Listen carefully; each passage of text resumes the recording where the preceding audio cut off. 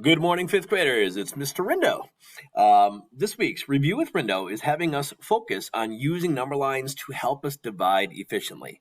We all have different ways of dividing right now, but our goal is to learn about how a number line can actually make that process even simpler and even more efficient at times.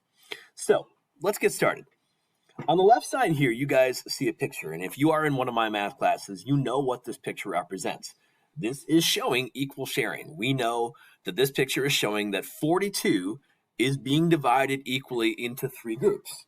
So essentially, we're talking about the equation 42 divided by 3. Okay? Now, over on the right side, you might look at this picture and you would say, oh, it looks like 42 has been split up into thirds. And it has. If you draw a number line that goes from 0 to 42, that means that what we are looking at is 42. And when you put a line here and a line here, we've divided it into thirds.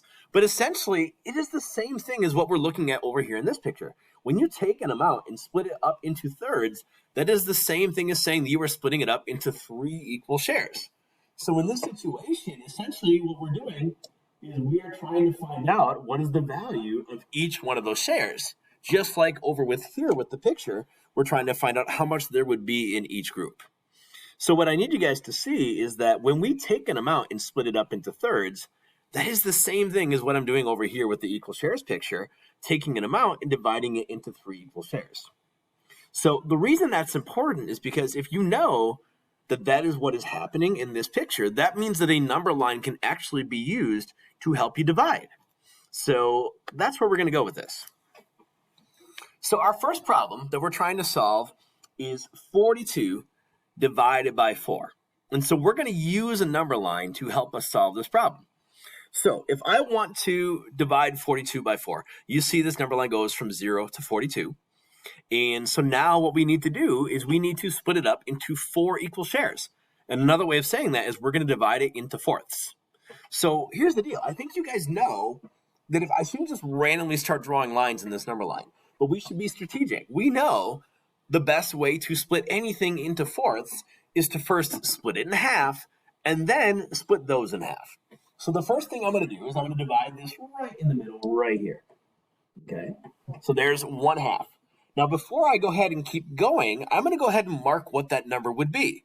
So if we say, hey, what is half of 42? That gives us 21.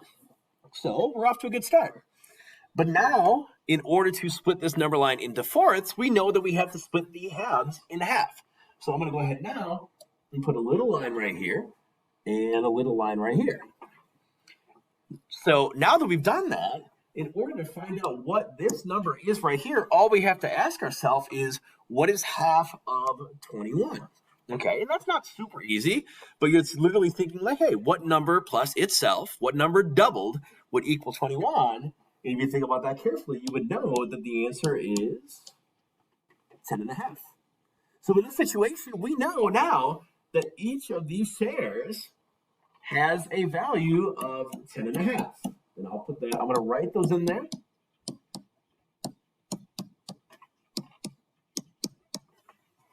And that's our answer.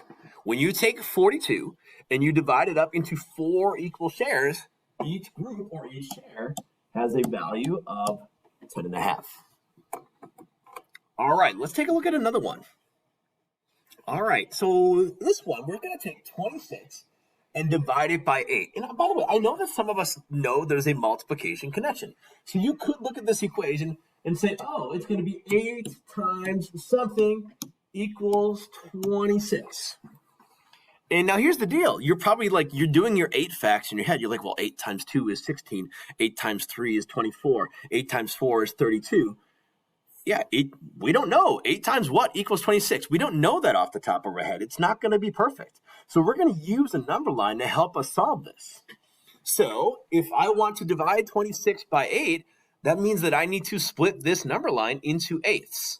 And again, there is a right way to split something in eighths. So the first thing I'm going to do is split it in half. And I'm going to mark what 1/2 would be. So half of 26 gives me 13. So now that I've split it in half, I'm going to split those in half because that'll give me fourths. So there we go. So now we've split it into fourths, and let's go ahead and mark what these fourths would be. So to find out what is 1/4, I would say what's half of 13, and that would give me 6.5. Because 6.5 plus 6.5 equals 13. So I can go ahead and fill these in. If it's 6.5, 13, this one right here would be 19.5, but that actually doesn't matter for this problem because our goal is to find out eighths, and we're not done. Right now we've split this into fourths. So now, in order to divide this into eighths, I need to take each of these fourths and split them in half. So I'm going to put a little line right there, right here, right there, and right there. And now this number line has been divided into eighths. And to find the value of each eighth, now I got to ask myself, what is half of 6.5? And that's actually not as hard as it seems because I can do that in chunks. Half of 6 is 3. And I think we know that half of a half is 1/4. So now that we know that from here to there is 3 and 1/4, we know that each of these shares is 3 and 1/4. So essentially, we would have to add 3 and 1/4 8 times to get it to equal 26, and each share ends up being 3 and 1/4. So the way we split that into eighths actually gave us the solution that we were looking for. Let's try one more. All right. So this time we're doing 27 divided by 6. Now, same thing, multiplication connection. We know that we are thinking to ourselves 6 times something equals 27. And I know that 6 times 4 is 24, and 6 times 5 is 30, but I don't know 6 times what equals 27. So we're going to use this number line. We're going to divide this number line into sixths as a way of helping me solve this. Now, there's a couple different ways to efficiently split something into sixths. So I could start by splitting it in half. And then from there, I could go ahead and start splitting each of those halves into thirds. But the only issue with that on this one is that when I take 27 and split it in half, it gives me 13.5. And then I would have to then divide 13.5 by 3, or take 13.5 and split it up into thirds. So in that situation, I don't feel like that's actually making it much easier. But that's not the only way to split something into six. I could actually flip those steps around. So instead of first splitting this in half, I'm going to first split this up into thirds.